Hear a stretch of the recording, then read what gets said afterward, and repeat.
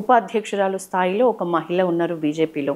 కొత్త టీం ఏర్పడింది. మీ ముందున్న ప్రస్తుత మెయిన్ సవాల్ అంటే నాకు తెలిసి జూబ్లీ హిల్స్ బై ఎలక్షన్.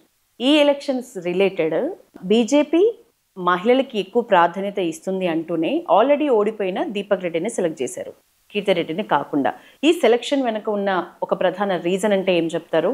అంటే మీరు ఇప్పుడు ఒక మాట అన్నారు, ఆల్రెడీ ఓడిపోయిన దీపక్ రెడ్డిని సెలెక్ట్ చేశారని. అంటే ఇప్పుడు దాకా ఓడిపోయిన వాళ్ళు మళ్ళీ ఎప్పుడు కంటెస్ట్ చేయలేదా? ఓకే. ఎక్కడా కూడా దేశంలో కానీ రాష్ట్రంలో కానీ ఎక్కడా కూడా ఒకసారి క్యాండిడేట్ ఓడిపోతే రెండోసారి గెలిచిన సందర్భాలు లేవా? ఓకే. అందుకని నేను మీరు అడిగిన క్వశ్చనే తప్పంట. ఎప్పుడైనా సరే గెలుపు ఓటములు అనేది రాజకీయాల్లో సహజం, ప్రతి ఎలక్షన్లో కూడా అది సహజం. ఓడిపోయారు కాబట్టి మళ్ళీ కంటెస్ట్ చేయకూడదు అనేది ఏమీ లేదు. కీర్తిరెడ్డి గారు ఇప్పుడు అడగటానికి చాలా మంది అడుగుతారు, పార్టీ ఒక డెసిషన్ తీసుకున్నాక ఆబ్వియస్లీ అట్ వెళ్తాం. సో కీర్తిరెడ్డి గారికి ఇంకొకటి ఏదో ఆలోచించి ఉండొచ్చు పార్టీ. సో డెఫినెట్గా పార్టీ ఆలోచించి పార్టీ ముందుకు తీసుకెళ్ళి. ఓకే. ప్రచార వ్యూహం ఎట్లా జరగబోతోంది మేడం? ఎవరు స్టార్ క్యాంపెయినర్స్ ని దించబోతున్నారు?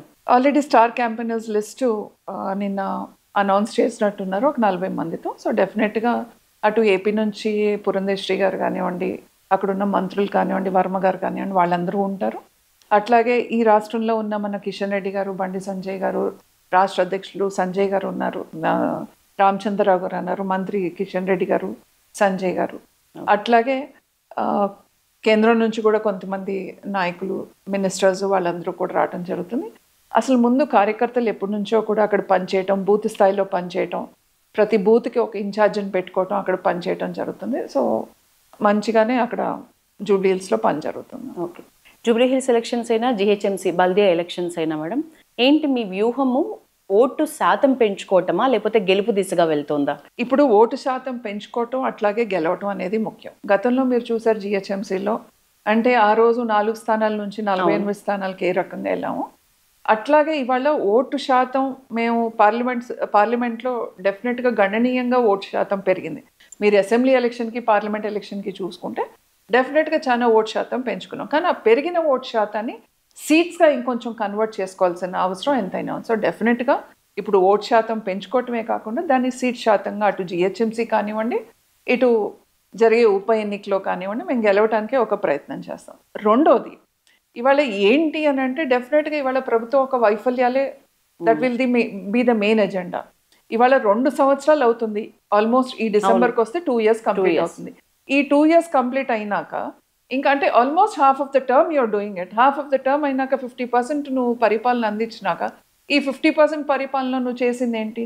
అన్ని ఇచ్చిన హామీలు అన్నీ కూడా ఏది 100% నెరవేర్చలేని పరిస్థితి ఇవాళ రాష్ట్ర ప్రభుత్వాన్ని. ఇచ్చినవి అంటే వాళ్ళు అన్నీ కూడా అబద్ధాలు చెప్పి వచ్చి వాళ్ళ గద్దెనెక్కి కూర్చుని ఇంకా కూడా ఇంకొకళ్ళ మీద తోసే ప్రయత్నం ఏదైతే చేస్తున్నారో, గతంలో ఉన్న ప్రభుత్వానికి ఈ ప్రభుత్వానికి ఎట్లా ఉందంటే పెనం మీద నుంచి తీసుకొచ్చి పొయ్యి మీద పడేసినట్టు రెండు కూడా వ్యవహరిస్తున్నాయి. ఈ రెండిటికి కూడా అంటే గతంలో ఉన్న బీఆర్ఎస్ పార్టీ ఒక ప్రభుత్వం కానివ్వండి, ఇప్పుడున్న కాంగ్రెస్ ప్రభుత్వం కానివ్వండి, ఈ 2 ప్రభుత్వాలకి వాళ్ళ సెల్ఫ్ ఎజెండానే ఎక్కువైంది కానీ ప్రజల కోసం, తెలంగాణ రాష్ట్రం కోసం వాళ్ళ ఎజెండా లేదు. సో ఆబ్వియస్లీ వీళ్ళ వైఫల్యాల్ని ప్రజల్లోకి తీసుకెళ్లే ప్రయత్నం చేస్తాం. అట్లాగే కేంద్రంలో నరేంద్ర మోదీ గారు ఏ రకంగా ఇవాళ వికసిత భారత్ ఏపు, డెవలప్డ్ ఇండియా ఏపు ఏ రకంగా ఇవాళ ముందుకు తీసుకెళ్తున్నారు అవి కూడా వివరించే ప్రయత్నం డెఫినెట్గా చేస్తాం. కాంగ్రెస్కి ప్రధాన ప్రతిపక్షం అంటే ఇప్పటికీ కూడా బీఆర్ఎస్ పేరే వినిపిస్తుంది తప్ప ఎక్కడ బీజేపీ స్ట్రాంగ్గా వినిపించదు. దీనికి కారణం ఏంటి? ఇవాళ బీజేపీ స్ట్రాంగ్గా లేదు. స్ట్రాంగ్గా లేనప్పుడు మరి ఎందుకు కాంగ్రెస్ పార్టీ నాయకులు రోజు పొద్దున్న లెగిస్తే బీజేపీ గురించి మాట్లాడుతున్నారు? ఓకే. స్ట్రాంగ్గా లేకపోతే అసలు మాట్లాడొద్దు కదా బీజేపీ గురించి. ఒట్టి బీఆర్ఎస్ గురించో లేకపోతే కేసీఆర్ గారు ఫామ్ హౌస్లో కూర్చున్నారు అంతే మాట్లాడాలి కదా. ఎందుకు పొద్దున్న లెగిస్తే కిషన్ రెడ్డి గారి గురించి మాట్లాడతారు, బండి సంజయ్ గారి గురించి మాట్లాడతారు, వాళ్ళు సోషల్ మీడియా అంతా కూడా బీజేపీ గురించి ఎందుకు మాట్లాడతారు? అందుకనే ఇప్పుడు దట్ ఇట్ సెల్ఫ్ షోస్ వాళ్ళ ఫియర్ ఎక్కడుంది అని అంటే ఆ ఫియర్ని కప్పిపుచ్చుకునే ప్రయత్నంలో ఇది చెప్పే ప్రయత్నం. ఇవాళ వాళ్ళు ఎన్ననుకున్నా, ఏమనుకున్నా, ఏది చేసినా ప్రజలు ఏమనుకుంటారో that is what that matters. ఇవాళ ప్రజలు ఒక తీర్పు ఇచ్చారు. ఇవాళ బీఆర్ఎస్ ఎక్కడా లేదు. మీరు చూసారు పార్లమెంట్ ఎలక్షన్స్లో బీఆర్ఎస్ ఎక్కడుంది? లేదు. ఇవాళ భారతీయ జనతా పార్టీకే ఎక్కువ పార్లమెంట్ సీట్లు మీరు చూసారు, భారతీయ జనతా పార్టీకే ఎక్కువ వచ్చినాయి. తర్వాత జరిగిన ఎమ్మెల్సీ ఎలక్షన్స్లో ఏమని మరి అక్కడ ప్రత్యర్థి బీఆర్ఎస్ అనుకుంటే అసలు బీఆర్ఎస్ పోటీ చేసిందా? కాంగ్రెసే పోటీ చేయలేకపోయింది కదా. జరిగిన 3 ఎమ్మెల్సీ స్థానాల్లో కాంగ్రెస్ ఒకే చోట పోటీ చేసింది. అంటే అధికారంలో ఉన్న పార్టీ, ఈ రాష్ట్రంలో అధికారం నుండి గవర్నమెంట్ నడిపిస్తున్న పార్టీ 2 ఎమ్మెల్సీ స్థానాల్లో పోటీ చేయకుండా ఒకే స్థానంలో పోటీ చేసింది. అంటే వాళ్ళు భయపడుతున్నారు కదా, మేమేం భయపడలేదే, మేము మూడిట్లోనూ పోటీ చేసాం. అందుకనే ఇవాళ కాంగ్రెసా బీఆర్ఎస్ఆ, that is not what matters. We are there for the people, we will be there for the people. మీరు ఇందాక అన్నట్లు పార్లమెంట్లో ఉన్నంత మీకున్నంత అభిమానం కానీ, పార్లమెంట్లో మీరు చూపుతున్నంత సత్తా కానీ రాష్ట్రం అసెంబ్లీ వరకు వచ్చేసరికి ఎందుకు తగ్గుతోంది మేడం? ఎక్కడ డ్రాబ్యాక్స్ ఉన్నాయి? అంటే ఫస్ట్ జరిగింది అసెంబ్లీ ఎలక్షన్స్ జరిగింది, తర్వాత జరిగింది parliament elections. First assembly elections జరిగినప్పుడు మీరు గమనించాల్సింది ఏంటంటే కొన్ని ఆబ్వియస్లీ కొన్ని ఆ రోజు ఉన్న పరిస్థితులు, అంటే అంతకుముందే జరిగిన కర్ణాటక ఎలక్షన్ ప్రభావం కానివ్వండి, కర్ణాటక ఎలక్షన్లో ఫ్రీబీస్ పనికొచ్చింది కాబట్టి ఇవాళ తెలంగాణ రాష్ట్రంలో కూడా ఫ్రీబీస్ని ఇంట్రడ్యూస్ చేసి ఏ రకంగా అబద్ధాలు చెప్పారు. అందుకని నేను అంటున్నా, మీరు ఫ్రీబీస్ ప్రవేశపెట్టి 2 సంవత్సరాలు అవుతున్నప్పుడు మరి ఏది మీరు ఇచ్చిన వాగ్దానాలు?